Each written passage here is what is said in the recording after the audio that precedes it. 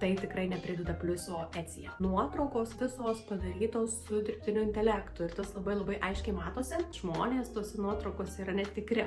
Etsy aš labai dažnai šitą kartuoju ir apie žmogų, turim kuo arčiau būti kliento, o kai jis nuotraukoje mato robotukus, netikrus ar ne žmonės, tai ir tas daiktas ant to žmogaus atrodo netikras. Ar tai padidins pardavimus, aš labai abejoju. Aš manau, kad Etsy'je nuotraukos jūsų produktų turi būti tikros nuotraukos su tikrai žmonėmis, kiek įmanoma žemiškesnės, kiek įmanoma funkcionalesnės, tą labai daug kalbu ir kurso pamokose, ir Etsy klube, ir Instagram'e, ir Etsy yra apie tai. Etsy nėra apie baltą foną ir daiktą, Etsy nėra apie profesionaliai nuretušuotą, nušlifuotą meninę nuotrauką. Tai nėra fotografo galerija, tai yra jūsų produktų parduotuvė. Ir produktas turi būti pirmo vietoje. Ir pavyzdžiui, kai aš matau nerealiai gražią nuotrauką padarytą